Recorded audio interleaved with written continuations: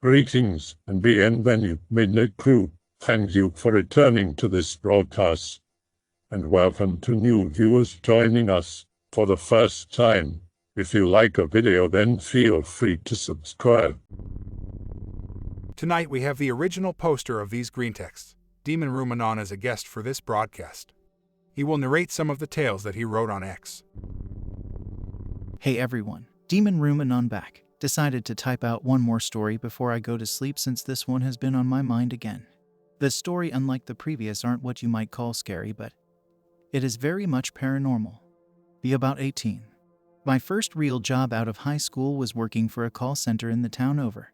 Should state that I live in a tiny Texas town, and mostly all the jobs worth a shit are in the bigger town about 45 minutes out of our city. Get a small apartment out there and begin my job as an overnight customer service agent. Boring job, but paid really well, especially for a kid straight out of high school. Only problem was that I needed to walk from my job to my apartment. It wasn't a long walk, but it was across the parking lot of a giant plaza that was barely lit. Looked very eerie, but other than that it was fine. First few months seemed fine enough, no major occurrences or attempted muggings. One day around the 3-month mark I meet this really nice old guy. Quite obviously homeless, but he didn't seem worse for wear, if that makes sense. He's about 55. We don't talk for long or very often, but when we do, we have small talk about the weather and how life is for us and so forth. The following is a compilation of things we talked about, but these were over a few weeks. Learn he used to be a jazz musician when he was younger and that he loved playing his saxophone in front of people. He tells me that he was really good at it too.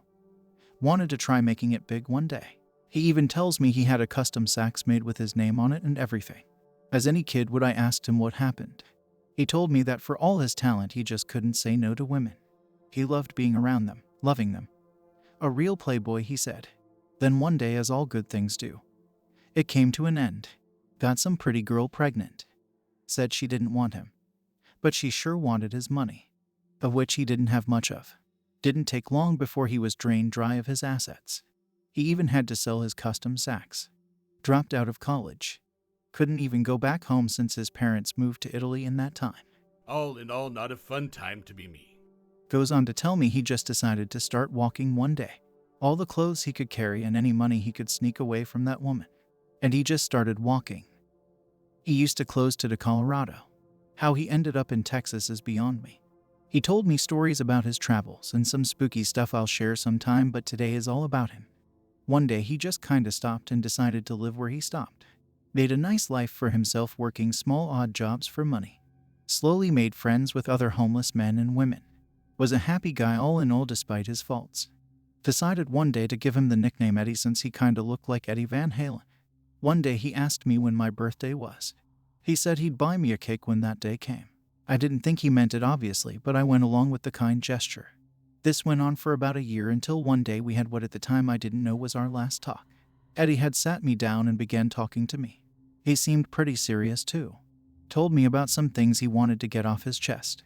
Told me he's glad he met me. Told me that I'm the son he wished he had. Said had we had met in another life he could see us being bandmates. He's saying all of this with a weird tone of finality. Like he needs to say it now or he won't be able to anymore. I told him that I was glad to meet him too. He looked at me with such a bittersweet smile and then he hugged me. Maybe any other day I would have hesitated since, well, he wasn't exactly clean, but Today I didn't feel like I cared. Hell, even as I type this, it still hits me. After we hugged, he just said he had to go somewhere. I nodded and waved goodbye. Before he fully left my sight, I stopped him and asked, "Hey, I know this is weird to ask now, but what's your name?" It's Edward, but you knew that already. For some reason I wasn't shocked to hear it, but it felt nice to know. A week or two passed and I don't see him again. I wonder where he went. One day my mom told me there was an accident. That a homeless guy got hit with a car and died. She told me the guy's name started with an E or something. My heart fucking dropped. Just free fall. My mom noticed my face sink when she told me, but she didn't pry further. The whole day I kinda just mourned silently. Come home and just let tears flow for a guy I barely knew, but felt a bond with. Fast forward to a week later, my birthday finally comes. No day off sadly, but had a fun dinner with my family. I begin to leave my shift and walk home. And that's when I saw it. A piece of cake on top of the bench, Eddie, and I always spoke. I know. I know that it was probably just a piece of cake left around, that it wasn't even for me. I know that it's impossible. No, beyond impossible for it to be what I thought it was.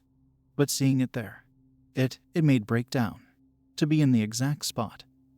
The exact day, exactly as he said he would do. A piece of cake. Even as I write this, I can feel the tears running down my face. I shouldn't have eaten it, but I did. It felt like I had to. I had to do it for Eddie. Paranormal or not, ghost or not, spirit or not. Hell, maybe it wasn't even real. I ate it with tears in my eyes. Did he know he was going to die? Maybe he was already dead. Whatever it was. Eddie, if you can somehow read this on the other side. I miss our talks, and just know if we ever meet again, I'll buy you a cake myself. As said before, this wasn't exactly a spooky or overly paranormal one, but it's one I felt still needed to be shared. Demon Room Anon back with another story. Glad my Skinwalker story was well received. This time it is one of many of the spooky happenings that occurred with Eddie. The Eddie about 1982. Walking around Arizona. Eating at a diner with that day's share. Get approached by some guy. Hello, my name is Alan. Had a weird feeling about him. But as someone who roams freely from state to state, you kind of have to be wary of anyone and everyone. Alan begins to talk to him as if they were old friends. Starts talking about some money-making opportunity. Red flags going off every which way. Either prostitution or selling drugs. Alan says nothing like that. Just a simple job where Eddie has to drive and drop something off. Yeah, definitely drugs, Eddie thought to himself. To humor the guy, Eddie asked how much he's willing to pay. How does 5K sounds to you? Just to drive something somewhere.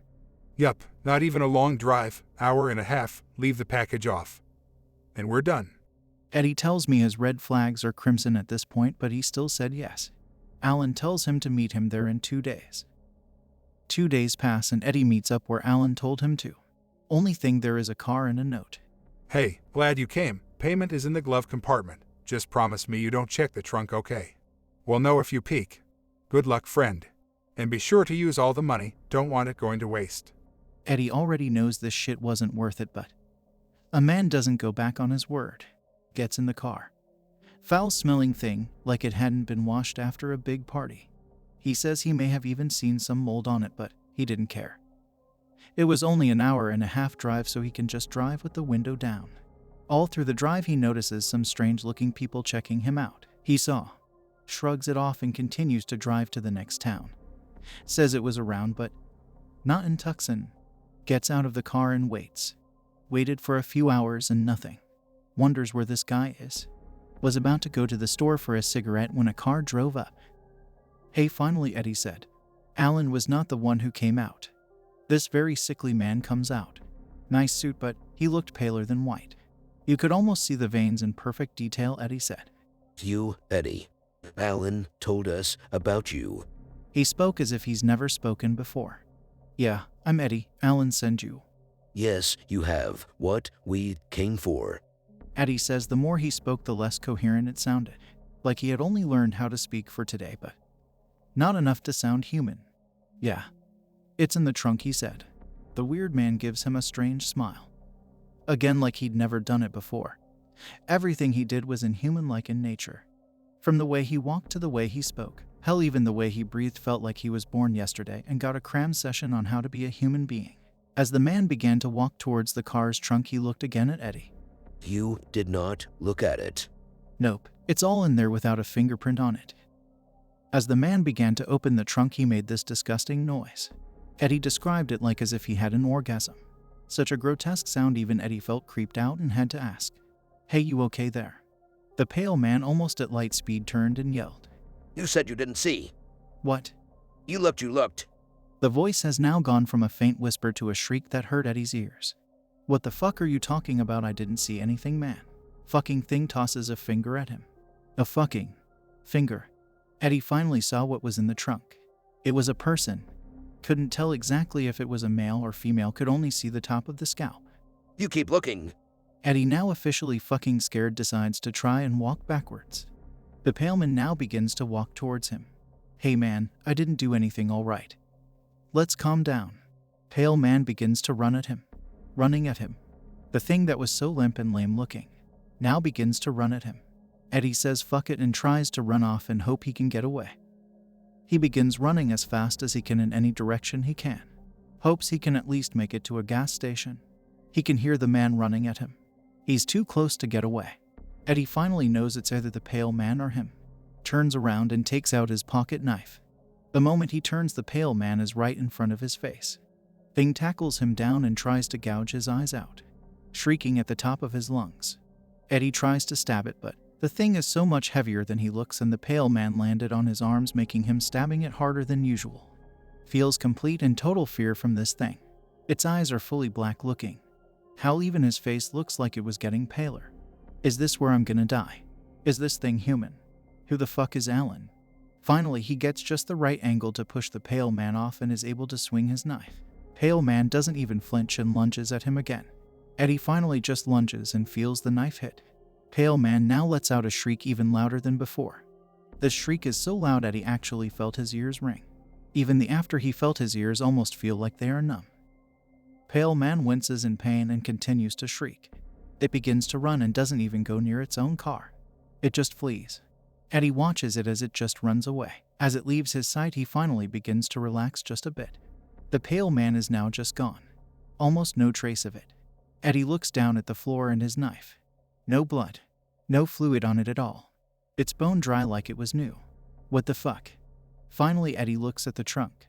He knows he shouldn't, but he goes to look at the body. He couldn't even tell it's a person. It's fucking mangled. Only thing he could identify is hair. But it's just all disgustingly murdered. But he could tell it was intentionally done. So no one could identify it and no one could report it. Eddie just books it to the nearest town. Goes to the local police in some place called Saddlebrook. Police tell him they'll look into it. Seeing how they looked at him, he knew they probably just thought it was a homeless man who went crazy. To this day, he doesn't know what came of it since he left the town very soon after. All he knows is that he thinks he was a deliverer for some crazy ritual. Or maybe some sick cannibal. He couldn't make heads or tails of it to the day he died. Even I can't really think of what it was. Maybe it was some weird governmental sacrifice or just a weird mob hit. All I know is that's the last time I did anything for 5K. Keep in mind, this will use both my own memories and second-hand accounts from my parents who remember this incident the most. Be me about 6 years old. Just began sleeping in my own room since we were able to move into a house that allowed us to have our own room. Excited because I felt like I was finally a big boy that can live on his own. First night feel hot. Very hot. Live in Texas, so heat was not a rare issue, but this just felt unbearable. Almost to the point of not being able to breathe. Just go into the living room to sleep and forget about it. The next night the heat returns, but this time feels less warm and more mean. My 6-year-old mind didn't know what malice was, so that was the best way I could describe it. Made me want to leave my room, but I couldn't. Something made me so scared that it got me frozen. Tried yelling for my dad, but almost like those damn dreams where you yell and nothing comes out. Same thing here. Only I knew I wasn't dreaming. The next day I go to my dad and tell him about the past 2 nights. He chalks it up to me being scared all alone in the dark. He decides that day to put a nightlight in my room and hopefully that helps. Comes into my room that night like usually does, and this time reads me a bedtime story. All in hopes to calm me down a bit. He leaves and seemingly that's the end of it. Fast forward to about 2 a.m. or so. The absolute worst blood-curdling scream he has ever heard comes from my room. So loud it even wakes up the neighbors. My dad was not a fast man, but that day you swear he had super speed the way he was able to get to my room so fast. Our rooms were on opposite sides of the house. Dad basically breaks the door off its hinges and sees me on the floor crying and cowering for my life in the corner of the room. My dad goes on to explain how as soon as he went in there, he felt this pure aura of just anger and malice. Dad picks me up and bolts out of that room. Sleep with them for the next 2 nights. My dad doesn't talk about the room for those days, not wanting to scare me. Tells me that after that, he talked to my mom about it. My mom, being religious and an avid believer of the paranormal, tells my dad that it has to be some sort of spirit haunting the room. My dad, still skeptical, decides to say fuck it and sleep in the room himself. Just to make sure he didn't just imagine it, since he was still groggy and half awake when he came into my room that night. Next day, we find him sleeping in the living room. Mom asks what happened. He begins to go on this huge tirade about how the room made him feel nauseous and almost depressed. Said that the heat itself was bad, but around 2 a.m. he almost felt suicidal, to the point of thinking of just turning on the car's gas and let it be. My father is not a depressive, nor has he ever had history of such. Tells my mom that something is definitely fucked up about that room. My sister, she was about 17, hears my dad say this, and as most teenagers do, tend to not believe him, so she says she'll sleep in the room. Too much of my mother's dismay. Later that night, my sister goes into the room, and at about 2 a.m., same as last night, and same as 2 nights before, she bolts out of the room. And I don't mean run, I mean she almost leaped out of the room with how fast she tried to leave. My mother tells me she even caught my sister trying to leave the house entirely in a mess of sweat and tears. Later that night, my sister calms down, and my parents ask her what exactly happened. She goes on to explain that she had been touched by something. Not just the normal grazing feel or strange sensation. She means grabbed and groped. She explains that while the room itself became scorching hot, the touches felt like they were setting her on fire, burning her. She said the pain may have been one thing, but the sheer feeling of anguish and despair she felt while it happened was on an entirely different level. She explained it as the feeling you get when someone you love dies and you have to see their body in a casket. Of course, my mother and father, they knew what that felt like, losing a parent and grandparent respectfully. My mom finally tells us she wants to sleep in that room. Dad tells her not to and just call a priest or something. Mom says she wants to confirm it herself. Part of me thinks she just wanted to have a piece of the paranormal pie. That night we all go to bed and my mom goes into the room. Same verse as the first, the second, and the third. 2 a.m. and shit hits the fan. This time we hear crashing and screaming. Dad once again runs into the room, tells me to stay in bed until he comes back. I can hear my sister running into the room as well. Can hear talking, but no real words can be made out. Later that day, my mom explains what happened.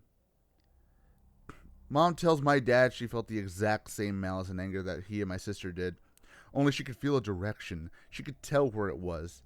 She continued to explain that she knew where it was sitting or standing or whatever, but then she told my dad something and later to me, to which this day never left our minds. She began to tell my dad that not only was it there, but it spoke to her. Not the same quiet whisper my sister got, but full audible speech. She says the spirit began to talk about my father, saying things like, he only chose you because you were the easiest. He only chose you because he needed a rebound. Only reason he stayed was the kid. For context, I am my father's only child. My sisters were from a different marriage. She then began saying the spirit talked about me. He'll end up buried by you. He'll never amount to anything because you'll never let him, so on and so forth. This went on for maybe 30 minutes until she just lost it.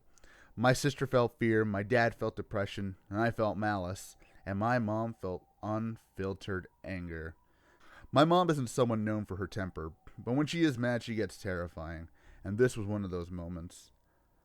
Mom finally told my dad to call a priest and bless the house, and exorcise any of the bad juju. Call a family friend who was also the priest at our local church. Priest comes in and immediately asks me, "Can you show me your son's room?" My mother and father never told him about the room. When asked, he wanted to start there first because the priest said, "I think that's where I'm needed the most." My mom allows him in and leads him to my room. Priest stops, almost frozen. Tells my parents that there is something evil, something cruel in here. And as he said that, he turns to the corner of my room. Same place my mother told my dad she felt it. Priest points and says, "There. That's where it lives. It's no spirit. It's a demon. I don't know what brought it here nor why it resides in this exact area, but something about this land attracts it." Priest, as he says this, begins to set crosses and candles around the room, grabbing his holy water. Begins to pray and spread the holy water. As he's doing this, the whole room goes hot. Hotter than anyone ever felt it. To the point where we were all drenched in sweat as this happened. Priest is praying and spraying at this point. Looked like a movie almost. The whole time it felt like something was struggling, clinging to the room. Then after 30 minutes, it stopped. No more heaviness. Temperature went the same as the rest of the house. Everything felt normal. Priest then says that it decided to go. It knew that it couldn't stay. Fast forward about 2 years and my father and priest friend decide to discuss exactly what happened. Priest begins to explain that for some reason the demon felt an abnormal amount of attraction to that one area. That one bit of the house that was full of malice and anger. Says he researched the house and from what he knows, no one was ever killed there or Indian burial ground or any of that crap. Just something that fed its evil nature. Tell my dad that it's not unheard of for a demon to just choose a random house and especially a random room. But when it does happen, it happens for a reason. To this day, neither the priest nor my parents know why. Now I'm 23, and to this day, I still think about that room. I still sleep in it sometimes when I visit my folks, but nothing ever feels off. If you see it, it's just a normal, everyday, middle-class room. I have had some paranormal experiences here and there since then. Some bigger, some more explainable than others. But nothing ever tops this one. Nothing ever gets close to this one. It has always stuck in my mind. It's possibly why I still believe in the paranormal at all. Just the amount of evidence I witnessed firsthand those 2 weeks or so was enough to tell me this isn't all superstition and voodoo. I still wonder sometimes, what is it that attracted that thing to my room? Not my parents, not my sisters, nowhere in the house, but my room. Maybe demons are just more attracted to toddlers since they're more innocent and easier to corrupt? I'm not a theologist, so I can't say for sure. All I know is that in some sick way, I hope I can kind of encounter it again. Anyway, since the story about David went so well, I decided to give some more stories about places I've worked. This one is about my time in security. Current job but not current place. Me 22. Working security for the local Walmart. Since I was the new guy, they gave me the graveyard shift. Boss gave me camera duty since the only people going to the store during those hours are new parents or druggists. Notice the time was almost 3 a.m. when a very tall and skinny man comes in. Almost looks like a basketball player. See, he's looking for someone to help him. Probably just one of those new parents looking for formula. No one helps him for what seems like 30 minutes. Decide to just go help him myself since no one was going to. Not like I had anything else going on. Go down to the aisle that he was in and I can't find him. Go to the greeter. This slightly older woman named Angie. Angie, did you see this tall dude come in? Angie looks at me with a weird look. No one's come in since I started my shift over an hour ago. Tell her I saw the dude on the cameras looking for someone to help him. Again, she stares at me weirdly. The only door open is the one I'm at, dear. Perhaps you've just been up a bit too long. Yeah, you're probably right. I told her and decided to just go back to my station. Go back to the cameras and notice the man isn't there anymore. Hasn't he fucking vanished? Not a trace he ever existed. Think rationally for a second that he maybe either found what he needed or left entirely. I just didn't see him because it was a long walk from his aisle to my station, so whatever. Think nothing of it and decide to go back to my usual of watching videos and drinking the cruddy coffee someone always made for the overnight shift. At about 3:30 I notice a familiar sight. The tall man came back. Wait, what the fuck? This time he's in a completely different part of the store. A section he could not get to without me at least noticing him walk by. Not even Angie seemed to notice. Not even Ronald the cashier noticed. No one seemed to notice this man walk into this store. Man again seems to be looking for something. This time he grabs something off the shelf and begins to inspect it. Just a box of cereal, nothing more, nothing less. Man seemingly gets frustrated and begins to hit himself with the box. What the fuck is he doing? No, this is where I'm supposed to jump in, so I run to his aisle to stop him. Man sees me. I ask, hey, you okay, bud? You need some help? Yes, I need food for my child. This food is not suitable for my baby. Okay. I can help you with the baby food section, okay? Just don't hit yourself anymore, alright? The man nods to me and we begin to walk towards the baby aisle. My walkie-talkie goes off and it's Ronald calling me. Hey Anon, can you help me with this stacking? I think I threw my back out. Ronald, can it wait? I'm with a special customer. I whispered to him. Ronald, being even more new than I, didn't seem to understand what that meant. Come on, man. My back feels like it broke. Roll my eyes and look back at the man. Knowing I was making a huge mistake, I told the man if I could have him wait for me for just a moment to help a colleague. The man then sits down on the floor and says that he can wait. Weird, but whatever. I go help Ronald and like fucking clockwork the man is gone. God damn it. I knew I shouldn't have left this guy alone. Look around the store. Can't find him. Go check the baby section and nothing. Maybe it means he just left. I let out a sigh of exasperation. Decide to just go back again to my boring station. If he was dangerous, he would have hurt someone by now. Get back to my station. Almost 4 a.m. now and my shift ends at 6. Night was not very eventful all in all, I thought. Just as I say that, the man once again pops up on my screen. Okay, what the fuck? I decide this time not to even wait for him to do something and just go to him. He was in the electronics section now. And as I got up to begin my long walk over to his section, I saw it.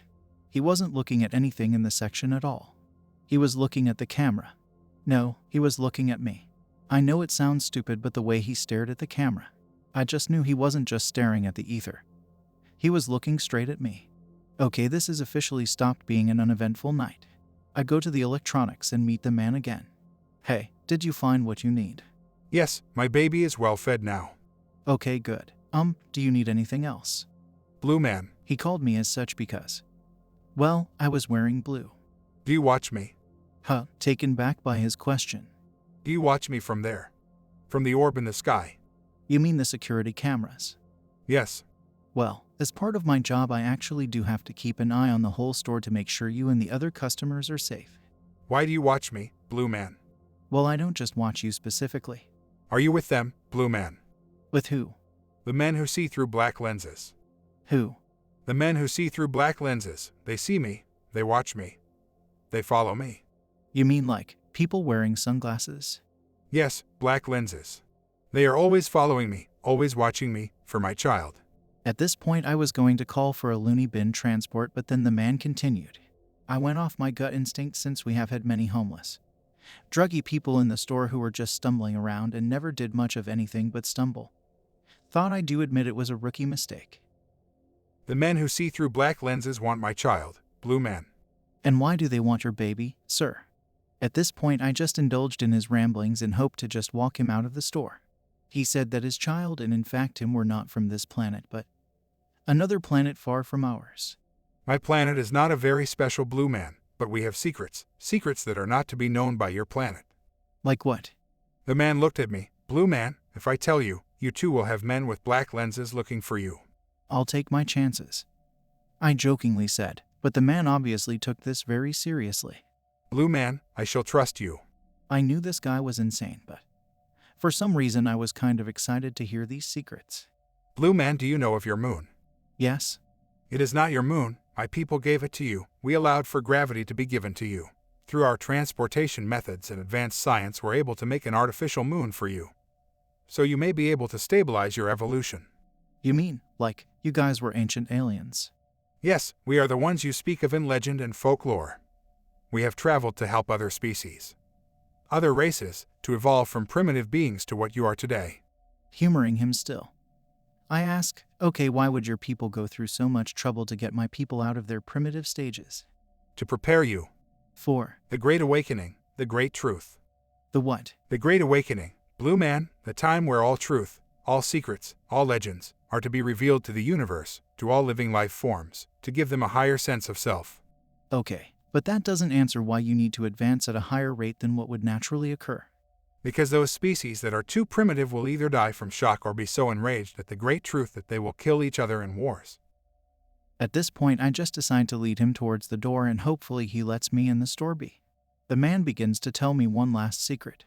Blue Man, remember the men who wear black lenses will one day come for you. You already know too much, too far into the depths. He says he needs to give me something but can't seem to find it. I tell him that it's okay and to just go before he attracts the men who wear black lenses. He says he will be back once he finds the item he needs to give me. He says the item will protect me from them and will show them I'm not a part of his race but a hopeless bystander. I nod politely and let him be on his way. I tell him if I see any black lenses, I'll be sure to tell him. The man doesn't come back that night and I don't see him for what seems like an eternity. After that, even though I myself did not believe his story. Can't lie when I said I did notice a lot of black sunglasses around during the time. Feel all around uneasy. But I just chalk it all up to that weird sensation your mind has when you slightly consider something to be true even though you know that there is no possible way it is. Fast forward about a month later. I'm no longer the new guy, but I request to be put on the night shift since it's not only easier on my already messed up sleep schedule, but it also is just way easier to deal with than having crazy rednecks or Mexican moms to deal with in the daytime. Just sitting around until about 3 a.m. rolls by. A familiar sight I haven't seen in a long time decided to stroll in. The tall skinny man comes back. Oh fuck, here we go again. Decide to go greet him since I think he would remember me and be able to talk him down again. I got to his aisle where I notice he seems even more frantic. Blue Man, I have the item for your safety. I tell to keep it and make sure to give it to me some other time. He looks visibly distraught. Bloomin', please, you must let me give you this. I tell him that I'll take the gift once I go help another customer. In reality, I just went to go call some local sheriff to take him to a ward, since it was obvious this man was fucking crazy. The whole walk over there I could feel his gaze, his presence. Shake it off his nerves. What was I nervous of? Hell if I know. I just was. As I get to the camera room and grab my phone to dial up the sheriff, I notice something that made my skin crawl. The man wasn't there. It made me feel so damn anxious. I don't know why, since he's vanished before, but this time it felt so much more eerie. I shake it off and begin to dial the number until I heard a voice behind me. Blue Man. I fucking froze. I just full on stopped consciously moving. Hell, it felt like my soul had just left my body out of fear. I turned to see this tall, skinny man in the security room. With me, this tiny room with a man who I was sure was insane. I was sure he was going to kill me. Blue Man, I must give you this. Here, take it. It will protect you. I notice a small white card, nothing on it but the word sleep. Show it to the men who wear black lenses. They will never bother you again once you see this. I must go now. My child is restless and it is time for us to go home. My mission to evaluate this planet is done. He then bends over and I see it. A fucking carrier. There is no way he has something in there, right? Then I hear small noises coming from the carrier. My heart nearly burst out of my body. Holy shit, is this guy real? Is that an actual baby? Where the fuck did he get it? Is it his? Did he kidnap it? As I say that, the man runs off and I never see him again. Not even in the fucking cameras, he once again just vanishes. As soon as I can move, I call the sheriff and tell him to get the fuck down here quick.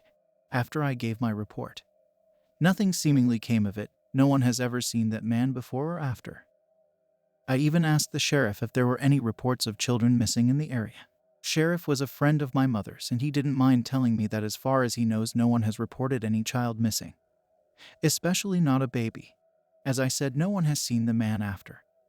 But from what has been told to me, it's almost like until a month ago he never existed. I don't believe anything he told me that day. But for some reason it still shakes me. The way he spoke with such certainty, the fact he almost recited all of this from memory without ever once missing a beat. The card that I have tried researching and found nothing on. The fucking carrier with something in it. All of this shit. I can't fucking shake it. I have been in the middle of an armed robbery during the night shift. I have seen hobos fight to the death in front of the store. But nothing has ever once come close to the sheer level of anxiety and uneasiness that man gave me. Pick is the card he gave me. I still keep it in my wallet as proof that that night happened. Be me working the night shift. Working from about 10:30 to 6:30 in the morning. Boss trusted me enough to leave me over the night. This results in me being the only one in the building. It's cool because it's a Friday. Going into Saturday, no one ever calls during those hours. Sitting there doing the professional equivalent of sitting around with my hand on my dick. Notice how subtly eerie the whole building is. Prime spooky material. Old carpets, scratched up walls, buzzing light fixtures, and even then 75% of the lights in the building were turned off. Suddenly get that feeling like I probably shouldn't be there. Think to myself, it's already 3 a.m. and you're getting paid double under the table, so who cares? Begin playing my PSP and boot up some GTA. Having fun being a degenerate in the game when suddenly I hear a scratch. I jumped from my chair the millisecond I heard it. I settled down and I chalk it up to nerves since I was quite literally the only one in the building. At least I thought I was. Didn't help the place was freezing cold at the time, so I already had shivers all over. Tried my best to ignore it and just go back to work.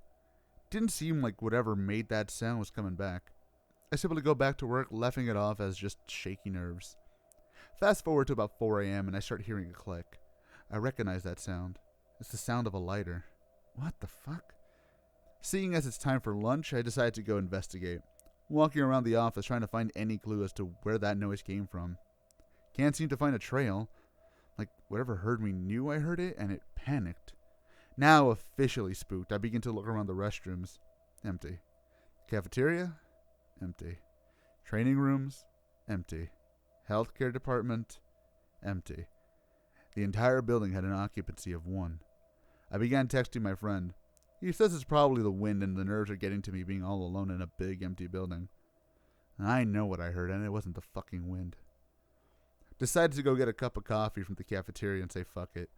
Sitting there watching the clock roll down as my lunch hour passes, I sit there drinking the shitty coffee from the vending machine, and I see it. On the table close to mine, a cigarette. A semi-lit cigarette. I stare at the thing for what seems like an eternity. Almost like I was frozen. I jump off my chair and go to the phone. We had a specific phone that is only to be used if we need to call a manager or if we need to call a team leader for an emergency. I dial up the number. Manager picks up the phone from some club. At least the loud music led me to believe it was a club. Anon? What's up, dude? What's going on? I think there's someone here, dude. Like, someone who isn't supposed to be. Anon, just call the cops.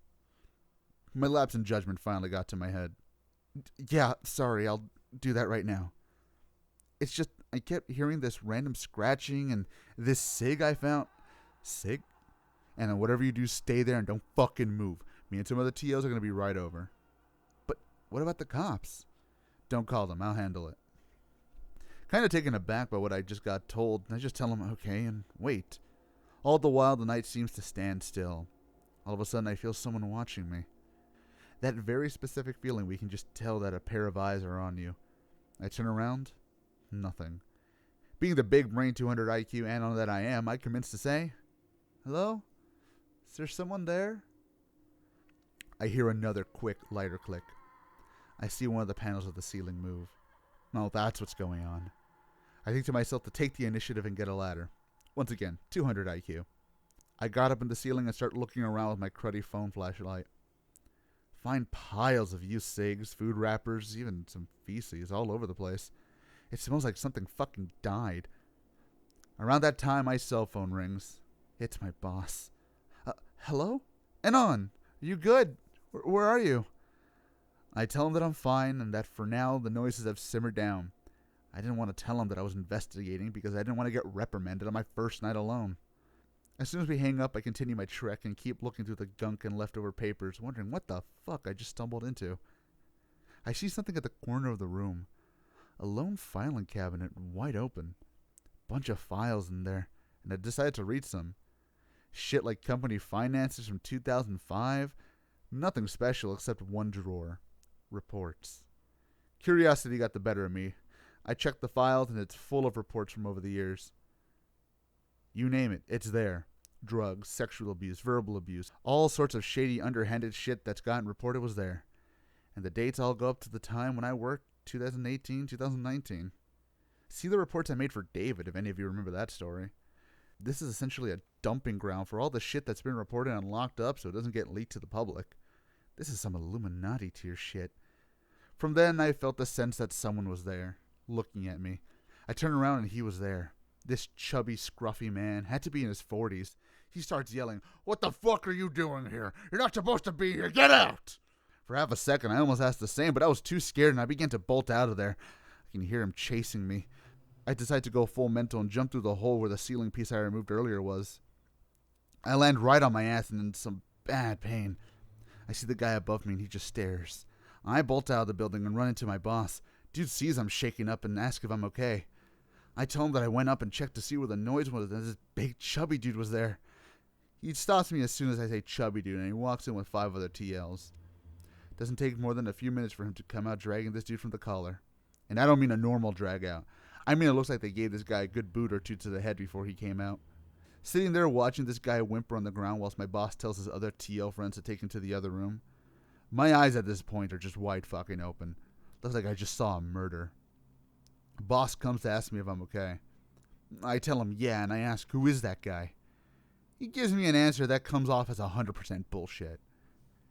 Tells me it's some homeless guy who keeps getting into the building during the late hours. Every now and then they have to get the cops on him. Today they want to catch him themselves to make sure nothing happened. All the while my bullshit alarm is going off. Before I can even say anything, my boss stops me.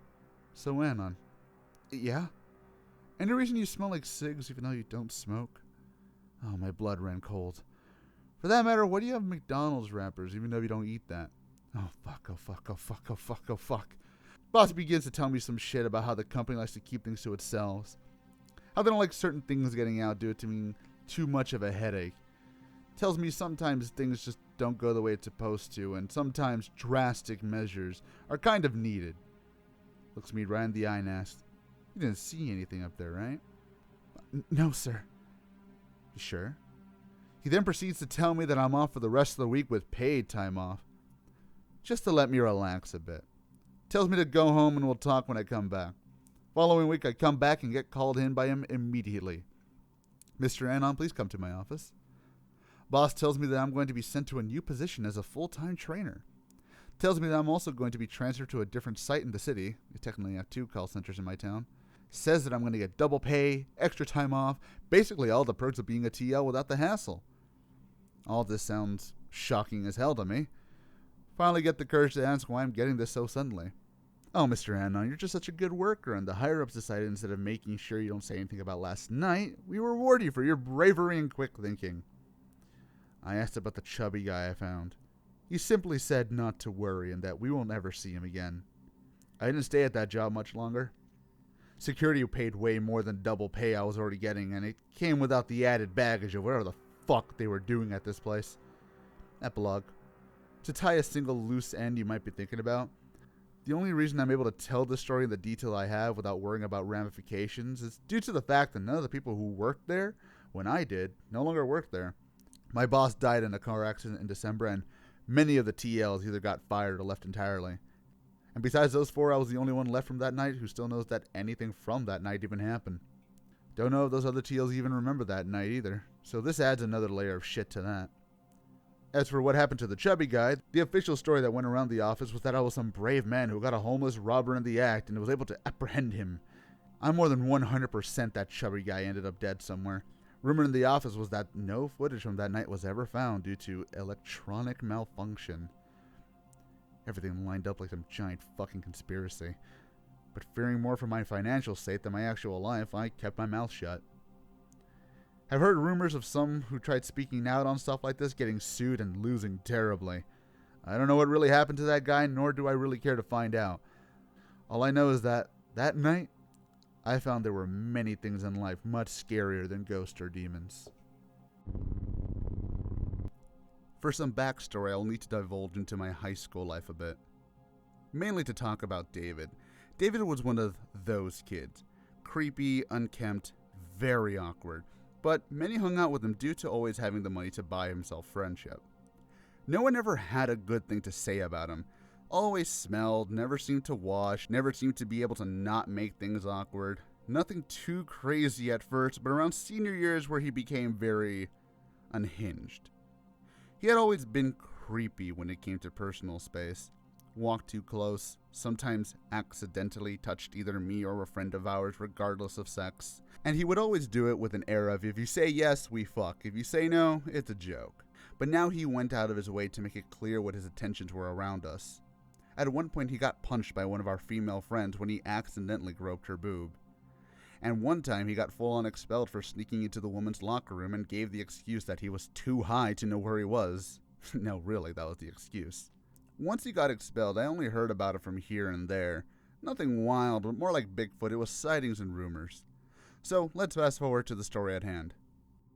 Be me, working at a call center, get put in charge of the trainer's room. Think of it like a teacher rate, but for trainers to see who would be good to take the spot of a trainer once they or someone else leaves the position.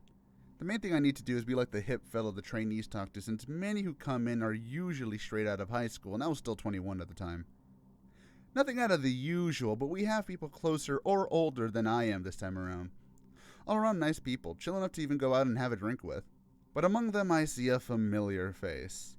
The same fat, unkempt creeper I knew back in high school. Oh no. I try my best to conceal my identity. I was very fat in high school, but over the time I fitted up, so it wasn't hard to conceal who I was with so much of the weight gone. The trainer then yells, "Yo, Anon, can you help me out with this?" Fuck.png. David's eyes immediately lock onto mine and he bolts towards me. I try to get away to pretend I didn't see him. Luckily, that was just enough to get away. Think maybe he was just young and full of hormones back in high school and he's changed. No. No less than a week goes by before one of my female trainees come to me. Mr. Anon, can I talk to you in private?" "Sure, let's go to the room." We sit there for a good 5 minutes before she finally tells me that another trainee has made her feel uncomfortable. Ah, fuck, I thought to myself. Can I know who it is? David, she says. Said that earlier in the week she was sitting next to him when she asked if she could borrow a pen for some paperwork she needed to fill out. She continues by saying he not only took a pen out of his pocket whilst making lewd gestures, but as he gave her the pen, he slightly rubbed his hand on hers. Tells me she got very uncomfortable and she didn't know who to talk to.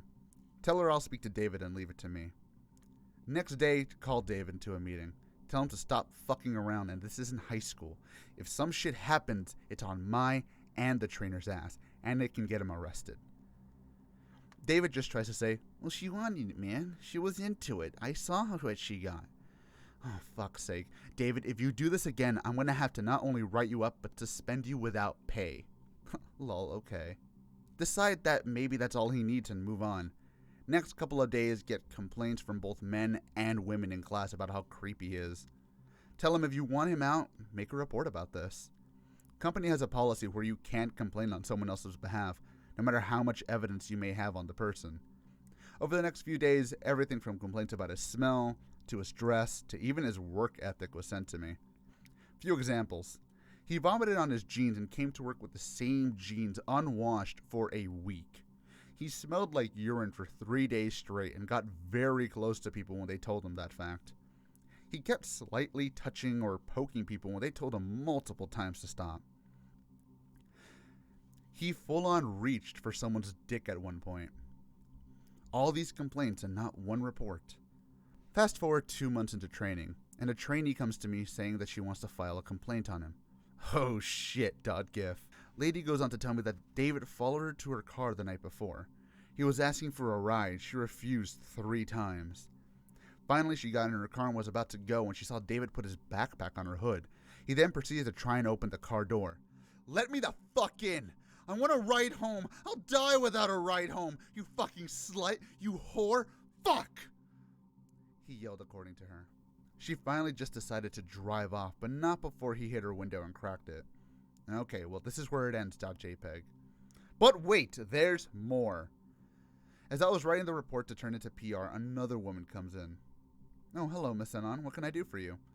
She begins to cry her eyes out. Uh-oh. Goes on to tell me how David had cornered her during the previous week's team meeting outside. Says he looked like a man possessed, looking up and down at her like he was just waiting. She got so scared she ran out of the room and just left. She did in fact leave early that day without a word, until later that night where I got a text telling me she had an extreme emergency, and I just shrugged it off and let it go. She says she wants to file a report, and I say, okay. While I guess the paper, she asks me, is he going to get fired? I tell her that since now he has 2 reports to his name, it's a very real possibility. But just in case, keep your distance and tell me right away if anything happens. She leaves, and I am now stuck with having to write 2 reports for this guy, and in some way, I'm relieved, because it just meant I won't have to deal with him much longer. I turn in the reports and notice David outside. Think about talking to him and maybe, just maybe, making him understand how fucked up he really is. I decide not to and just walk off. All of a sudden, I feel a hand on my shoulder, and I realize just from the smell it's David. Now what? Turn to David, and now he's looking at me like he just wanted to stab the first thing he saw. What did those bitches fucking tell you? Did they shit talk me? Did they go behind my fucking back? Fucking cheating horse. I didn't answer his question, but I did tell him that he has to make sure to watch himself from now on, unless he wants to put on some sort of registry. A month passes, and the brass isn't deem it enough to fire this fucking creep. And I'm just as surprised as anyone. Finally, the fateful day comes. David's finest hour. Starts off as normal, but for the past month we have had David in a separate cubicle away from the class at the behest of our PR department. Finally, lunchtime goes, and of course my job is to keep a lookout for David. If anyone here has worked for the certain company I work for, you know they run their shit like they do the mob. Really shady, and no one outside usually gets involved, and people on the floor or in management get used for, say, unusual secondary tasks. Go about my lunch, having to make sure David doesn't leave my sight or go near anyone. Most of the team I was helping train felt bad and ate with me during that time, even though they knew they weren't supposed to. Anyway, get to about 3:30, almost time to let the trainees go home, and all of a sudden, David comes up to me, looks me in the eye, like he tried to tell me something with only his gaze. Can I help you, sir? I need you to teach me something again, sir. Okay, what do you need help with? He takes me to his cubicle, and I see him reach into his bag. takes out a list. It has written on it the names of the people who have either filed a report or just generally complained about him. David, what is this? Just a list, sir. I want to make sure they get what comes to them someday. What? You know, I have a gun or two. Not mine, but I can use them. David, you do know what you're telling me can be taken as a threat. So what? You're my friend. If I kill them, you can help me, right? Remember I gave you $1 in high school? I scratched your back, now you scratch mine. Decide that was enough and go to the PR person. Tell her the shit that has happened, and she tries to make every excuse as to why it may not have been so bad or why we can't just fire him. Tell her that besides me, 2 other people filed official reports and everyone has complained about him more than once. Finally, she gives way and say they'll investigate. Tell her if she wants to see it, then her best option would be to go get him to show him his bag right now. Reluctantly decides to go check his bag along with some security guards. David, knowing he's fucked, tries to make up any excuse he can. No, they're all just bullying me. They're hating me because I'm gay. I have bipolar depression and I need help. I'm a virgin with rage. I'm not kidding about that one. Literally anything he could do to get out of it. David, knowing he can't get out of this, snaps and lunges at the PR woman. He actually gets a few good hits in before the security guards and I pried him off of her. The whole thing makes enough of a scene to get people to look at what's going on. David continues to try and fight his way out of it all, and even takes a swing at me before the head trainer, who was a former military sergeant, comes in and just chokes him out. We toss David outside, call the police. PR lady files a report that he went and assaulted her. Police also find about 3 bags of coke in his bag. Arrested on assault and possession charges. He gets hauled off, hopefully never to be seen again. After the dust settles, I finally decide to rest at my desk. As I was going back to my desk, I found another note from David. If you're reading this, it's because I wanted to see your face last. I wanted you to be the final one I shot. I want to be the last thing you fucking see, you traitor. You man whore. I hate you and I will fucking kill you. Never heard if he's out or still in custody, but I won't lie when I say I still look over my shoulder sometimes. No, and here's a pic of the note that I kept. This story was told to me by my grandfather, who was told the story by his own father before he passed. I cannot be 100% of the veracity of the facts that are about to be told, since my grandfather told me this story well into his 80s, so many details may seem either wonky or strange. With that being said, I was told the story with the full confidence of my grandfather that it is true. Be my great-grandfather Alberto. Be 18 to 20 years old. Looking for work in the 20s, going from place to place with no real luck. Pretty much a wandering hobo. Ends up in Texas. Ends up in a town called El Paso. Decides to stay since he's not only hoping for work, but winter was almost here and he needed a place to stay. Fast forward a month or 2. He finds work as a janitor at groundskeeper for the local school. Nothing wild, but it paid enough to stay alive. One day after his work was done, he decided to double check his work and make sure he didn't leave anything too dirty. On his look around the building, he runs into an old man. Looks like pick related. Hey, you're really not supposed to hang around here. You need help getting home? Haven't got a home. Don't need one. Old man stands up and looks at Alberto. Almost like he's checking to see if anything's out of place with him. May I help you? The old man just smiles and tells him he's making sure everything is in order. Old man pats him on the back and begins to leave. As soon as Alberto turns around, the man is gone. A bit confused, but he simply finishes his work and goes home for the day. Alberto would see the man constantly from then on. Man was cordial and very compliant when he told he was to leave the premises. Each time the old man would make sure Alberto was in good health. Would constantly ask, have you had any fevers lately? Have you felt ill? How's your stomach? Each time Alberto would answer politely, but always felt as if the man had an ulterior motive behind these questions. Though what it was never obvious. One day Alberto, who I'll just type out as Al from now on since it's faster, had fallen ill with a bad stomach virus. Still went to work since he was just that kind of person. When he ran into the man again, the man once again asked, Is all well with you, good sir? Al for the first time responded that he had not been in the best of health. Almost instantly the man's face sparkled with a smile. Here, my boy, drink this. It shall make your ailment disappear as if it never occurred. As he said this, he took a small bottle of clear liquid. Al looked at the liquid and asked the man what it was, obviously very wary. Trust me, boy, it will do you no harm. Besides, would you rather be more wary of a cure or your clothing integrity? The old man said with a hearty laugh. Al, thinking in his mind he had nothing to truly lose, took a swig of the bottle. By Al's words, it was one of the most disgusting things he had ever tasted. It was so bitter it almost stung his throat. It was so bitter that it began to make him vomit. He vomited for about 3 minutes before it subsided. Angrily, he asked the man what was in that elixir. Why did it taste so disgusting? The old man simply smiled. As bitter as it may have been, how does your stomach feel now? Al hadn't even noticed he felt better. No, more than that. He felt revitalized, like he had never had the illness to begin with. He felt as if he had just taken a long nap and was better than ever. Al looks at the old man and asks exactly what that was. Old man simply continues to smile and tell him not to worry about it. Just something I made myself. Glad it helped you, my boy. The man left again, and Al, besides himself, almost impulsively followed the man. By the time the man had turned the corner, he'd vanished. Not a single trace of him was left. Al went back to work with the thoughts of the old man still in his mind. Next time he wouldn't let him get away, and would instead ask how he made the medicine. But the man didn't come back. For a few months, then years, then almost a decade, the man never returned. Until one day in autumn of 1931. Al had gotten a wife and a family of his own, had pretty much all but forgotten the old man and his strange elixir. 2 years before my grandpa was born, his brother was born.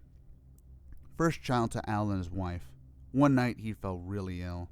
This was in the 30s, so something as simple as a common cold could still fuck you up good. Plus, his brother was barely 6 months old. Not enough money to even see a local doctor. Have to rely on simple bed rest and soup since that's all they knew how to do. At one point, the kid got to a point where it truly seemed like he wouldn't make it past the night. Al, having no other option, had to try and find someone, anyone, who would loan him money to get his kid to a doctor. Ran all over town with no luck. No one even gave him a glance. Getting desperate, he basically broke down in the middle of the street, and that's when he heard a familiar voice. "Ah, my boy, what ails you? Another bad stomach?" Al turns to see the grizzled old man again. Doesn't seem a day older from the last time he saw him.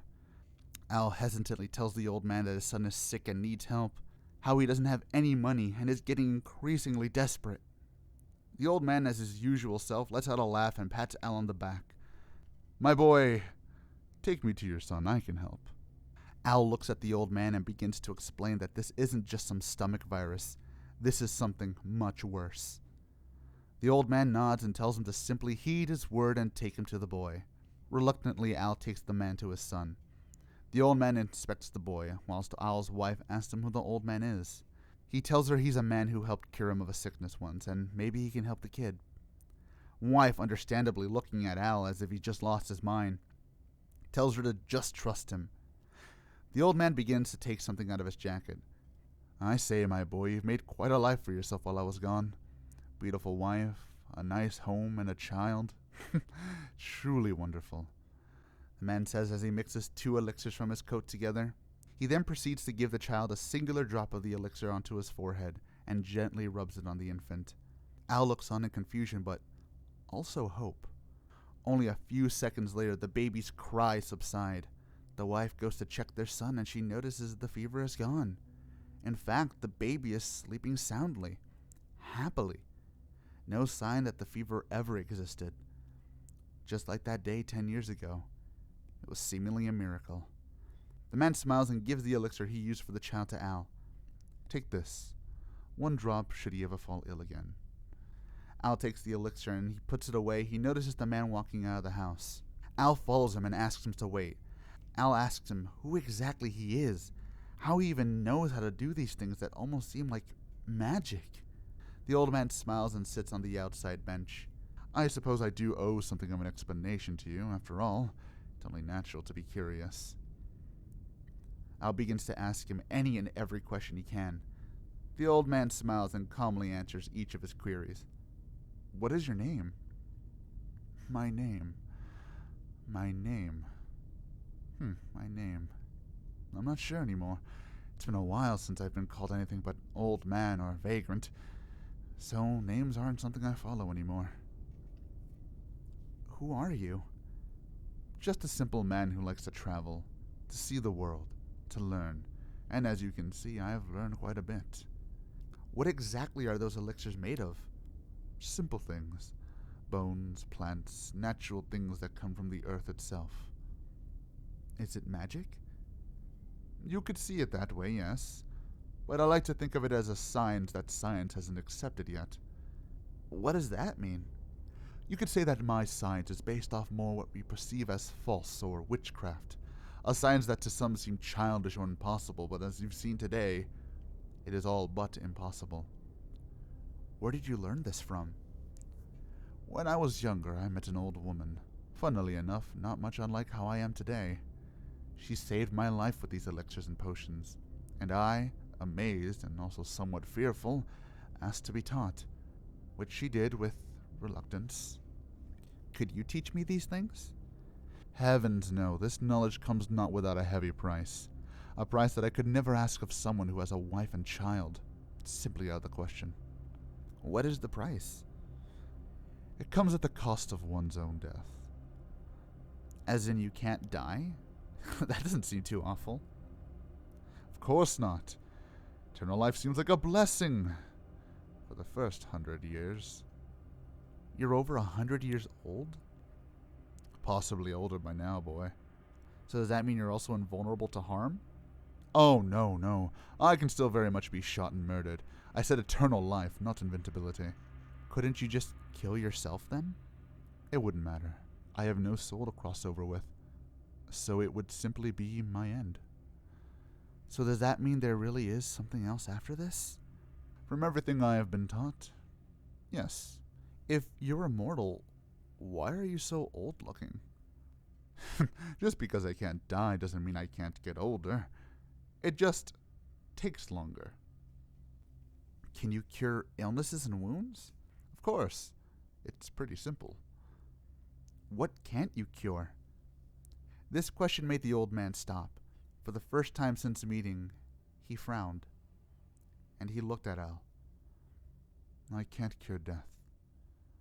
Once a soul has begun to cross, I can't bring it back. I know that. I know from experience that life does not like to dwell on itself. Al, without any further questions, simply began to thank the old man for everything he has done.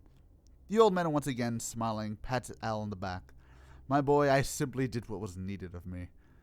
And with that, the old man left without another word, never to be seen or heard of again.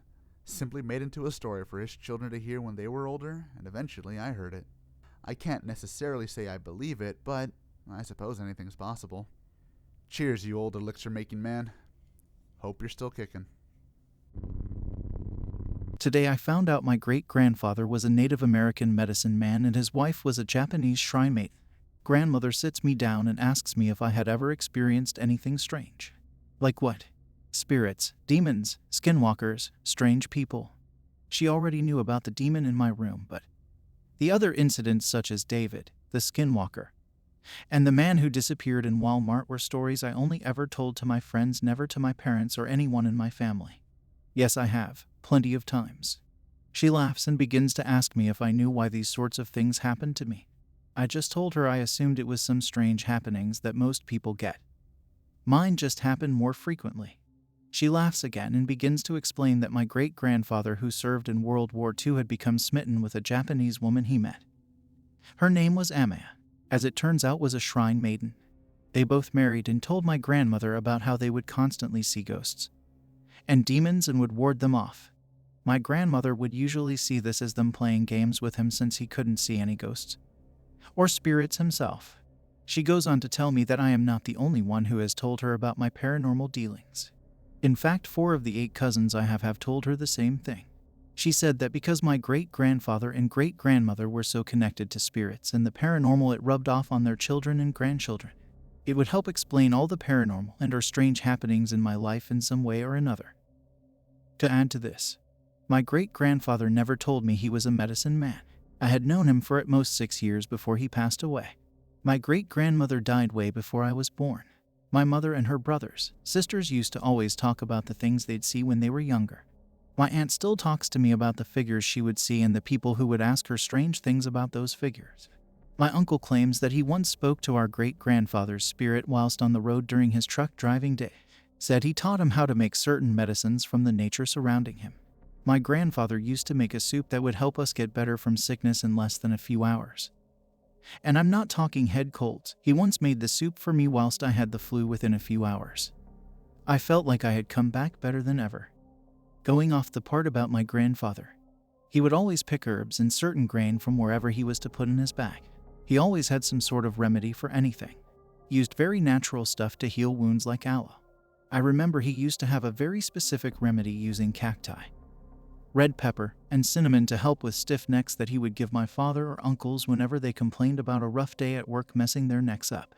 I still remember the very easy recipe he gave me to help with allergies, of which I suffer greatly from.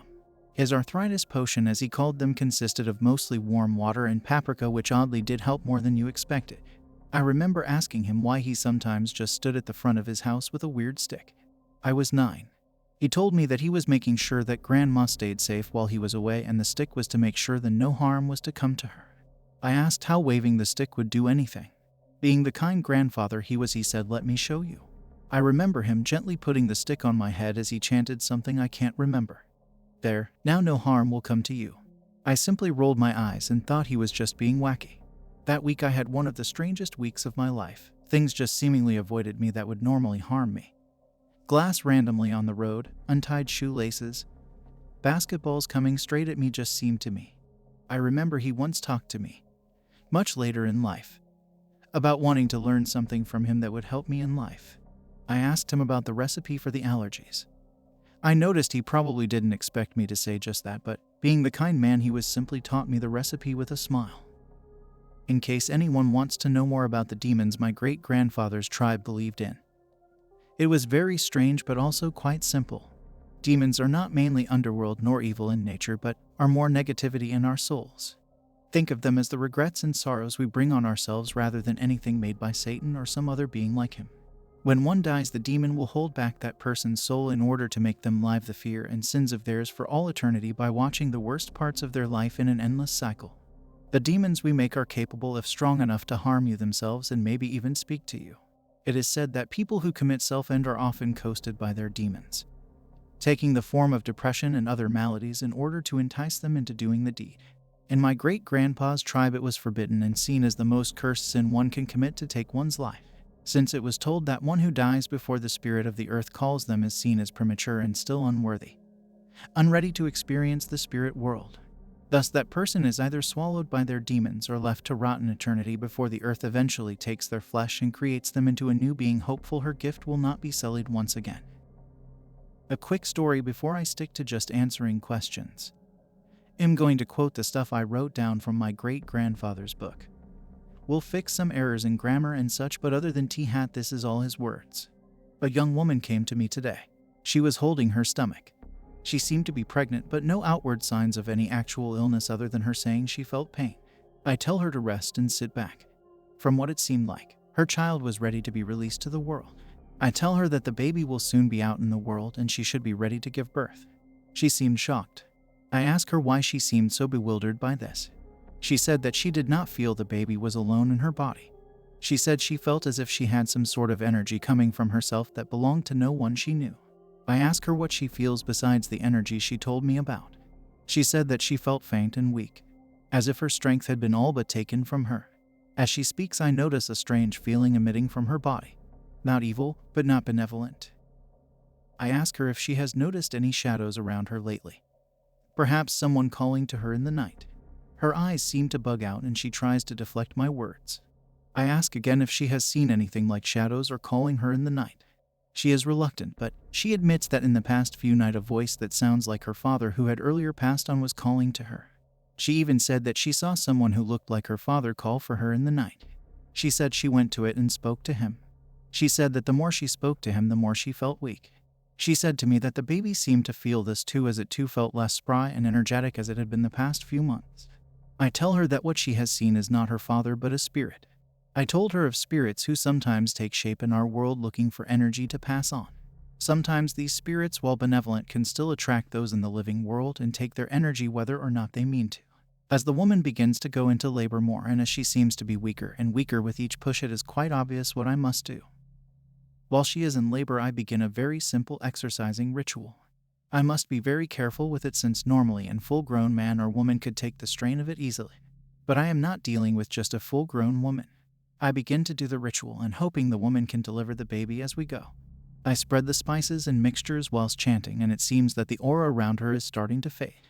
The woman seems to be more and more at ease. Seemingly she seems to almost feel no pain while giving birth. As the spirit fades, so does the sound from the room.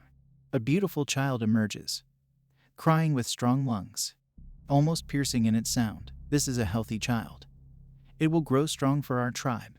The woman lays there smiling, asking what should she do next. I tell her to rest and to let the child rest as well.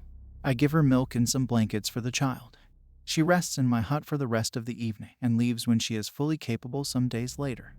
The father, who was out on a work-related trip, came back in a hurry, worried about his child, as he had heard from others that a baby was born and he knew it had to be his. I explained all the happenings with the child and the spirit and told him to make sure to take the special charm I made for them to ward off any other spirits from the child and mother while he is away. The man, while he does listen, is more in tears of joy for his new child. A healthy girl, truly marvelous. A spirit will never not make itself known to you or others around you that can sense and connect with them. Spirits, in a way, still crave the social bond it had during its earthly lifetime. So if a spirit, weak or otherwise, is around you, it will tell you without fail. When you say higher understanding, are you saying that basically it's just the knowledge that demons and shit exists? Or more like philosophical stuff? I can get if the reason they can't tell you is because it's some sort of weird great enlightenment, but if it's just the whole stuff that most people who use X know about 8 feet tall demons that live in the woods, then that's kind of disappointing. Both. The higher enlightenment aspect means that you are finally of higher self in both body and mind, but also in spirit. But, also from what I know, it means to also know the dangers, the dangerous potions, things that outsiders should not know and should not ever know, not for just the sanctity of the tribe, but also because not just anyone can understand, handle, or even fully accept what is told to them. The only thing my grandfather was told by my great-grandfather was that once he knows the higher truth, his mind and soul will not be different entities like it is for normal people. TLDR, yes, so demons and shit. Me 22. And now the streets with my two bros. We'll call them Lego and artists to not reveal too much.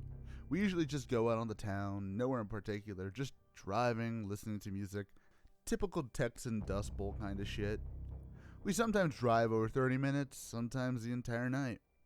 This was one of our entire night drives.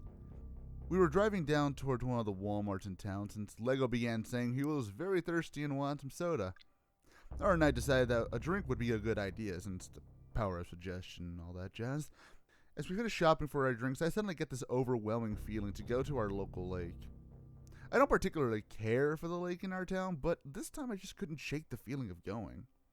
Keep in mind, at this point it was close to 2 a.m. and the only way into the lake was a semi-secret road that goes into the back lot of the lake past the security guards. Lego and Art both perplexed by my sudden infatuation by the lake, but we've done dumber things before, so we decided that it's fine enough an idea. Get to the lake and drive into the back road, and we park near the water. Our lake is not exactly a sight to behold, but on this night it was glowing radiantly. Not literally, but something made me feel almost attached to it. As the night goes on, Lego and Art begin talking about video games, cracking jokes, drinking the sodas we bought, but for some odd reason I couldn't shake the feeling that the lake needed me there. Or maybe not so much the lake, but something. Something strong yet melancholy. Suddenly this rush of emotions came to me, almost like a weird mix of sympathy and somber. Not enough to make someone cry, but enough to make you feel like you just lost something important. I started asking the guys if they also feel it. For context, Lego and Art both know about my history with the paranormal and have had some history with it themselves. Both shake their heads and look at me with a puzzled look. Lego begins to ask, "Are you okay, dude? I mean, it's kind of late, so maybe you're just tired." "Yeah, maybe we should go home," Art began to mumble. Art is not a very loud talker, so many of his statements sound like quiet whispers or mumbles. "I don't think I should go just yet," I said to them both. "Something's just keeping me here, and I don't think it wants us to leave." As soon as those words leave my mouth, it gets cold. Freezing cold. Keep in mind, it's the middle of summer in southern Texas, not exactly known for our cold fronts. As we begin to start packing up into the car for warmth, Lego says, "Huh? No." Art and I both look at him, and I said, we didn't say anything. Lego looks at us weirdly and says he heard someone ask if he has a jacket, and it sounded a lot like Art.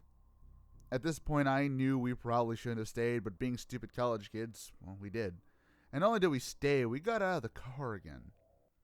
Now the temperature has begun to drop even more. Hits what felt like 60 to 50 degrees. To us Texans, that's pretty cold. I do the dumb ghost show thing where I ask, is someone there? No response. No shit. I tell Art that maybe it's time to go. The feeling of needing to stay had finally subsided, and I was able to think rationally. As Art begins to turn the ignition, we suddenly all at the same time hear, please don't leave again. I can actually feel my fucking back tense up just remembering how it sounded. It was so calming in tone, but anyone with 2 brain cells could tell it was anything but benevolent. Yet this feeling wasn't malicious. It wasn't demonic. It wasn't full of rage. It was just sorrow. Pure fucking depression. The voice said a few more things. I can barely remember them. But what I do remember is that every time it said something without fail, I truly felt more and more miserable. Art and Lego felt the exact same way, and we all voiced our concern. Lego was the first one to truly say anything. Hey, you guys feel shitty? Like, sad? Yeah, Art said with almost a whimper. I feel it too. Try my damnedest to not let the shakiness in my voice bleed through. But after 4 minutes, the voice stopped. But Art just stared out. You okay, dude? I asked him, snapping my fingers in his face. He didn't blink, he didn't talk. Hell, it didn't even look like he was fucking breathing. Hey, Art, you with us, man? We have to be here with her. She's really sad, man. What? Lego asked, almost irritated. Before we could ask any more questions, the car started to move. Not because of any spooky skeletons, not because of spirits, because Art was slowly driving us into the lake. I kept yelling at the top of my voice, Art, you're driving us forward, you fucking idiot, hey! But it's like he wasn't there anymore. Lego tried slapping him, which wasn't very effective from the back seat. I tried to honk the horn in vain to see what would startle him back to reality. Nothing worked. Here we are in this car, driving towards the fucking lake. Finally, Lego and I just went for a Hail Mary and got out of the car. We opened the driver's seat door and yanked Art out of the seat. Art is not a strong guy. He's a very skinny, lanky dude. Never able to lift more than 20 pounds or 9.1 kilos for you Eurofolk. But he had the gripping strength of a gorilla that night. Took Lego and I everything we had to rip him out of the car. Luckily, we were able to in the end, and Art is still with us today. Can't say the same about his poor car, though. Lost in the lake forever. After we gathered ourselves, we still had to wonder, what's going on with Art? His eyes are still glazed over, and he's mumbling something to himself. I asked him after the fact, but he doesn't remember himself what he was mumbling. All it seemed he could focus on was that damn lake. So finally, as any sensible person would, I grabbed my tiny Bible my mom used to make me carry. It was one of those pocket-sized mini Bibles you find at the Dollar Tree. Of course, me thinking I'm Mr. Ghostbuster, decided to try and exercise the spirit. I run to the lake and start yelling all the crap I heard on TV. Power of Christ compels you. You're not welcome in this realm. Pass on to the next life. That kind of crap. I did all this in hopes that whatever was out there didn't decide to swallow my soul. After what seemed like an hour, probably 10 minutes, the cold feeling started to go away. Temperature felt normal. Wind felt normal. Felt like another Texas summer night. Art finally snapped out of his trance and went into another set of mind. Anger. His car is now in the fucking lake. After we explained what happened to him, he seemingly was able to calm down just enough to try not to kill us intentionally. We all sat down and drank our last soda, almost feeling like we just won some big battle. Didn't take us long before we started making jokes about the entire situation. Call it a coping mechanism. As we realized now we had to walk home, this was before Uber became a real big thing in our city, we'd all decided to stay at the Tourist Trap Hotel for the night. As we laid up in the hotel for the night, we began speaking about what exactly happened. As expected, we didn't exactly know how to make heads or tails of it. As we're trying to just say fuck it and go to bed, Art finally spoke up. Hey, I haven't told you guys what I saw, right? The room went eerily quiet. Enough to hear a fly breathe. No, go on, dude, what did you see? The thing that made it more poignant was the fact that he had begun speaking louder than I had ever heard him speak. Not yelling, mind you, but normal volume for a human being. It's not so much what I saw, it was more who. And who was it? Lego asked. My mom. To give context, Art's mom had died a number of years ago at that lake due to apparent heart failure. Art never really showed how shaken up that made him, but you could tell it wasn't something he easily forgot. He continued, "She kept telling me she was lonely, that she missed me, she wanted me to go with her. She even said I could take you guys. But when she saw you with your Bible and yelling, she just cried and faded away." As he finished the story, all I could think about was if that was really his mom out there, or if he finally, for some reason, got hit with the realization that his mother was gone. Since then, I couldn't help think, was it a demon? Was it a spirit trying to lure him to his death? Was it him just finally breaking down about his mother? Or was it really his mom? This is one of those times I'm not sure I'd be happy with this being truly paranormal or a trick of the mind. Either outcome sounding just as depressing. We still talk about that day here and there, but we tend to move off the topic rather quickly. I wouldn't say it's as traumatic as the Demon Room story, but it's still a woeful memory. Hell everyone, I decided to just tell this story now since I know I'll forget to write it down. This is from when I used to live with my friend at a house we rented for about 2 years. Move in around July. House always felt weird even when we just moved in. We chalk it up to just getting situated to a new place and shrug it off. Over the next couple of months things feel kinda off. Like looking at a crooked picture on the wall, kind of off. Then stuff starts moving. I do not mean moving as you see it move, more like it gets misplaced somewhere it has no business being in. Remote control ends up in bathtub. Socks end up on kitchen table. Naturally we both end up thinking it's the other person just fucking around. We both try to ignore it, but it only becomes more frequent. Was at one point only happening once a month, maybe twice.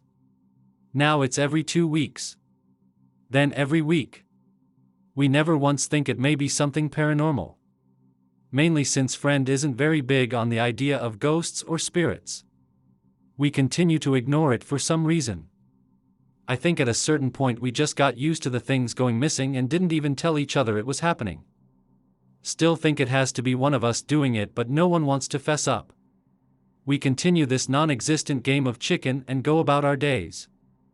Fast forward to December. Comfy weather. Friend needs to go out of town for a week to visit folks during winter break. Fuck yeah, I get the house to myself.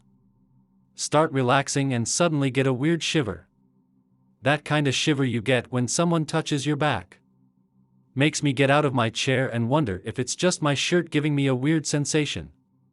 Decide to just forget it and make some food.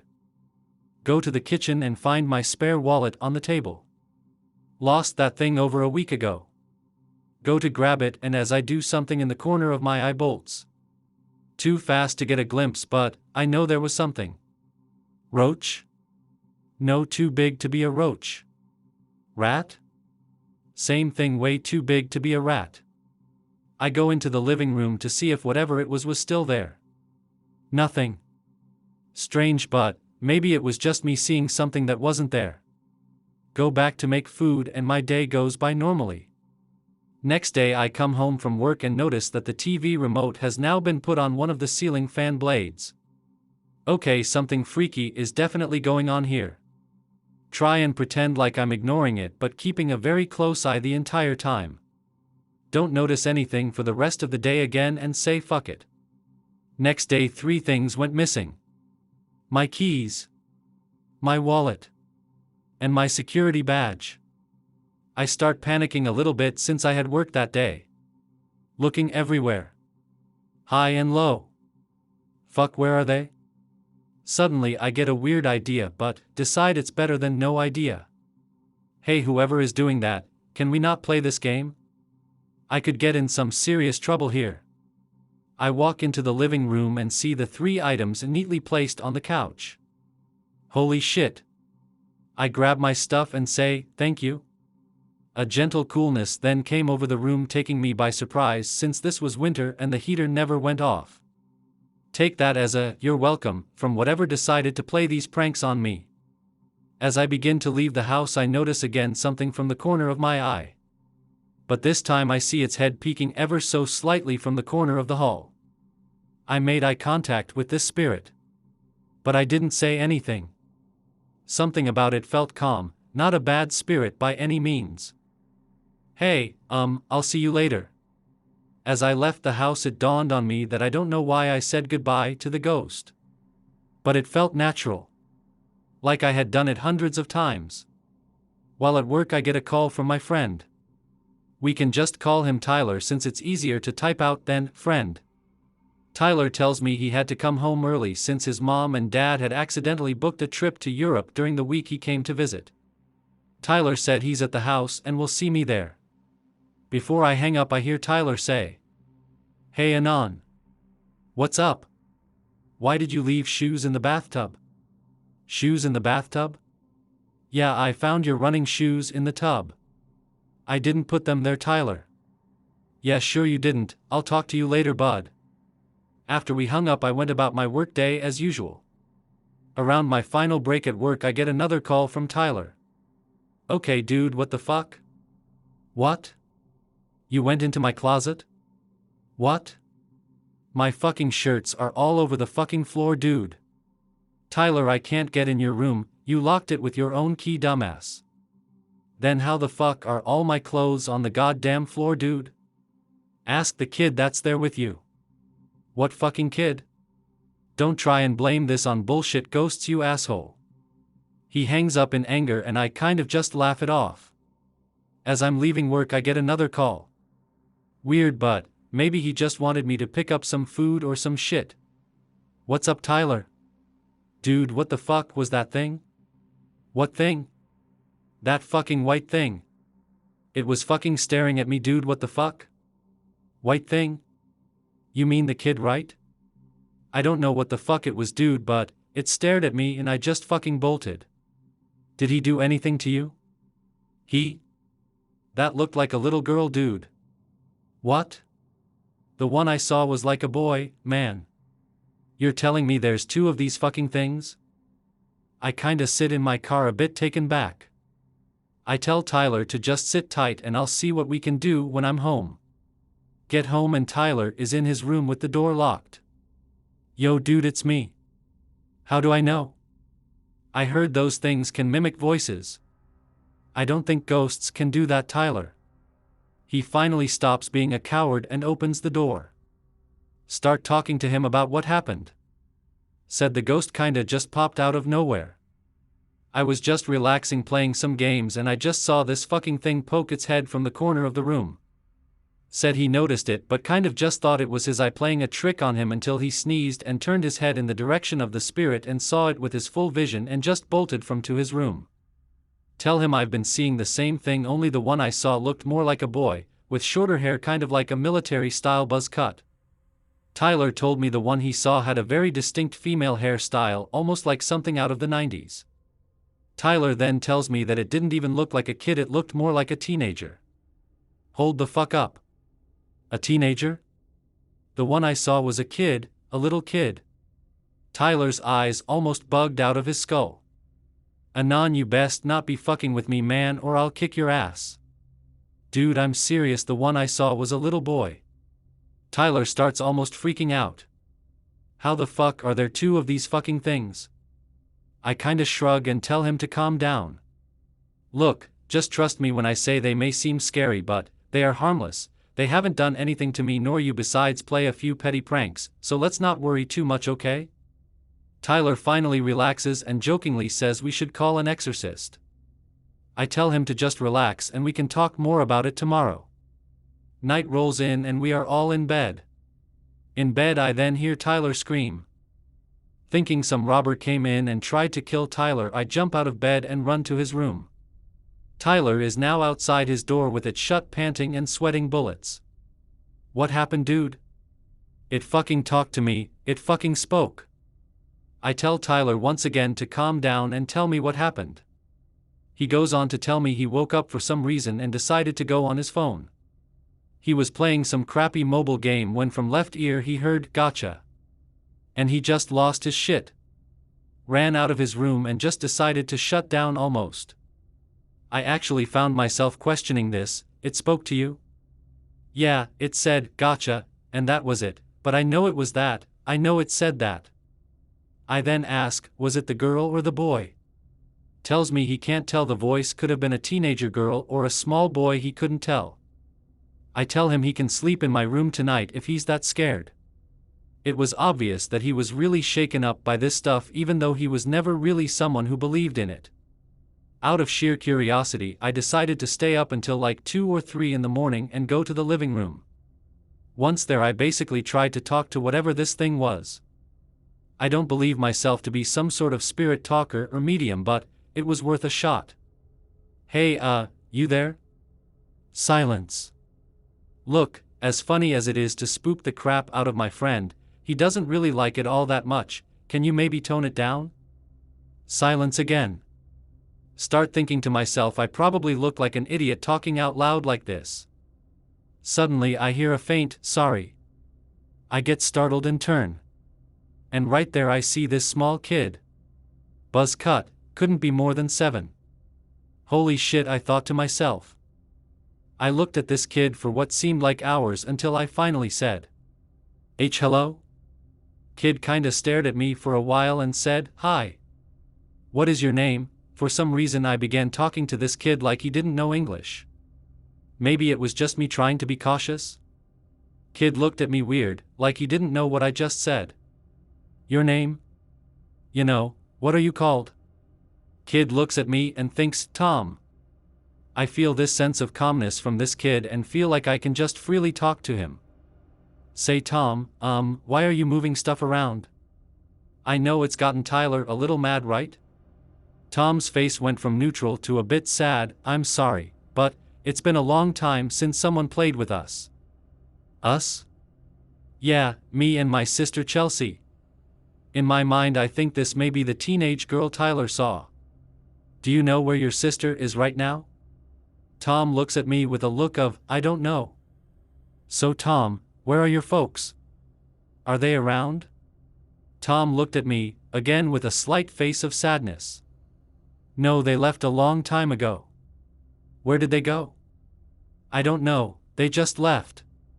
Do you remember how long ago that was? Tom shakes his head, I know it was a long time ago. So you and your sister have just stayed here all this time? Tom nods and looks even sadder. I miss my mom and dad. At this point I kind of forget I'm talking to someone who may or may not actually be there and kneel down to talk to him. Well, hey, I'm sure you'll see them again someday. Tom looks at me and begins to talk about the day his parents left. One day they just packed their bags and bolted. Didn't say goodbye to the kids. Didn't even tell the kids where they were going. They just left and never came back. It was just him and his sister for a long, long time, he said. His sister was always working and once in a while they'd get money from their grandparents. Tom said he nor his sister ever told his grandparents that the parents left. Said his sister told him they'd take him away if they did. Who they were, he didn't know. He just told me that his sister always made sure he ate. He told me he saw his sister get skinnier every day. But he knew he was being taken care of. I asked him, what happened to your sister, Tom? Said one day she went to her room and told him to wait outside until she came out. Sorry to break the green text here, just remembering this still kinda hits me, so I'm kinda just looking at the screen trying to calm it before I keep typing. Said she took a really long time to come out. He can't tell how long she was in there, but he played a lot games and ate all the candy. But after a while he wondered where his sister was. He tried to go into her room a lot, but it was always locked. He said eventually the food just kinda finished and he waited in front of her room. But she never came out. Told me one day he fell asleep and when he woke up his sister was sitting next to him. He says that after that they just kept playing around. Says his sister told him that they didn't need to work for money or anything, they could just play. Tells me that after that he and his sister just kinda waited for people to come visit and play with them. They never stayed for very long. They were always very angry or scared at them. Called them a lot of names. Sometimes he would cry, but his sister was always there. I don't know when it dawned on me. But I slowly realized he didn't know he was dead. As I'm thinking this, I see the room to my door open. Tyler woke up and is walking to the living room. Hey, what are you doing up and on? He sees Tom sitting there. Tyler either looks like he's going to pass out or scream. I somehow get Tyler to calm down and come sit next to me in front of Tom. Tyler, this is Tom, he's been playing with you along with his sister for these past few months. Tyler looks at me with this look of, what the fuck are you doing? I whisper to him that he's not a bad spirit nor is he going to hurt you, he's just a kid, well, was a kid, and he doesn't know that he's dead. Tyler begins to look at the kid and slowly calms down more, to the point where he's able to just sit with me. Tyler begins to say hi to Tom and talk to him. Tom smiles at us. Are you two my friends now? Sure, Tyler told the kid, we can be friends. Tom seems elated and stands up, he begins to try and find his sister and just vanishes. We don't see Tom for about 3 or more weeks. We kind of assume it was either a terrible hallucination from no sleep or he just left. Fast forward to week after Christmas, so right before New Year's. Up till now no more spooky stuff has happened. Things seem normal. I don't even feel that weird presence anymore. Night before New Year's Eve. Tyler and I are just eating dinner as usual. All of a sudden a familiar sight peeks from the hall. It's Tom. Took me and Tyler by surprise. Hey buddy, where have you been? I finished that sentence as I notice he has his hands on someone. He brings in this girl. Had to be somewhere between 17 to 19. Very skinny but also looked like she was ripped out of the 90s. This is my sister. Looking at her face I notice that she almost looks sickly. Like she hasn't eaten in centuries. Chelsea, this is Anon and Tyler, my friends. His sister looks at us, almost with a knowing look. A look that said I know we aren't supposed to be here. As we all sit looking at this boy and his sickly sister, I had a sudden urge to tell Tom what was happening. Like divine intervention told me to do it or I'd feel guilty forever. Hey Tom? MHM? Do you ever wonder, well, why you aren't any bigger? Tom looks at me and asked what I mean. You know, why did you never grow up like your big sister or me or Tyler? Tom looks for a second and thinks. No. You ever wonder why it seems like you and your sister have been here for a while? No, I don't. Tom, you and your sister, you're not exactly like me anymore. Like you? Look at me, Tom, feel my arm. Tom then touched my arm, and it was freezing cold. As in an ice cube touched me. Tom looked at me and said, Are you sick, Anon? You're really warm. As he says this it just makes me feel worse for wanting to tell him. Then there is almost a weird conflict in me. This is for the best, isn't it? This is what he needs to hear, right? He needs to be free to be at peace, right? Why is this so hard? It's like telling a kid there isn't a Santa. No big deal, right? Then why is it so fucking hard? Why can't I just say it? For the first time Chelsea actually says something to us. I know. Kinda startled. I looked at her, what? I know what we are. I know we aren't supposed to be here, I know. Then why are you still here? You should have moved on from now, right? Chelsea then begins to shake her head and, as much as a ghost can, cry. It's for Tom. I can't leave Tom, I don't know what happens after this, what about Tom? I can't let him down again. She says this and begins hugging him. What if we're torn apart? What if I never see him again? What if it's all over after this? As she's saying this, the room just fills with a sense of dread, but mostly sorrow.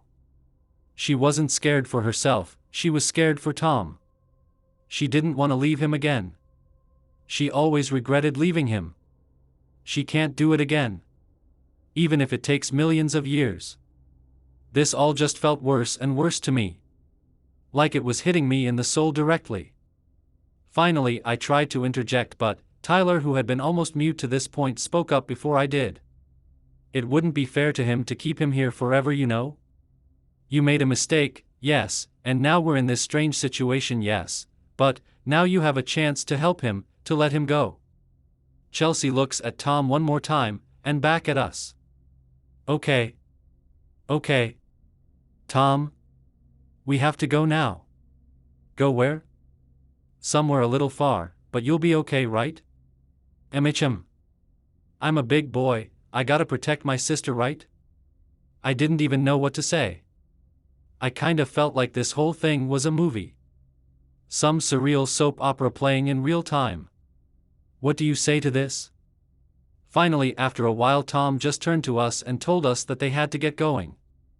That they'll see us some other time. Tyler and I sat there with Tom and Chelsea slowly walking into the hallway. After a few minutes, we didn't hear a single sound. The air had calmed down once again. And the house, for the first time in what seemed like an eternity, was silent. As silent as anything could ever be. Fast forward a few months later, my friend and I are getting ready to go to school and work respectively. As I put on a pair of shoes I hadn't worn in a while, I noticed something fall out of them. A little keychain I lost a long time ago. A small cat on a laser pointer. Belonged to the cat I had at my parents' home before I left, always kept it for some reason. As I look at the small keychain, I can't help but feel a tear form in my eye. It's been so long since that week that it almost became a forgotten memory. To this day, nothing else ever happened in that house. Stayed silent. Almost somber in its silence at times. Even after Tyler and I moved into a different place with another friend of ours. I still think about those days. The house never felt the same without him there. To this day, Tyler and I still mention those days. We still talk about those days. But never in a somber nor chilling way. Just as if we were talking about old pleasant memories. Like good times gone by. Even now as I write this, I find myself missing Tom, the short time we spoke, the short time we interacted. He was a nice kid. I find myself thinking sometimes what he would have been if he had the chance to grow up like I did. Hey Tom, I doubt you can read this, but I hope you're okay, and make sure to always take care of your sister. We miss you, bud. Hey everyone, first off, I just want to say thank you to Midnight Broadcast for allowing me the opportunity to read these stories to you guys, since they have a lot of personal attachment to me. And also, thank you guys for listening and watching through to the video. Please don't forget to leave a like and subscribe to keep the channel going and to make it better than it already is. As for me, my name is MeatySentai. MeatySentai is my YouTube channel. I also have the same exact handle for my Twitter if you want to follow me on there. I do comic dubs, stories, and such the like. So if you like my voice here, you'll probably like my voice there too. So, once again, thank you for watching. I hope that you enjoyed tonight's broadcast. If you enjoyed tonight's story, then please subscribe to the channel, as more green texts will appear daily. A new broadcast will appear when the clock strikes midnight Central Time.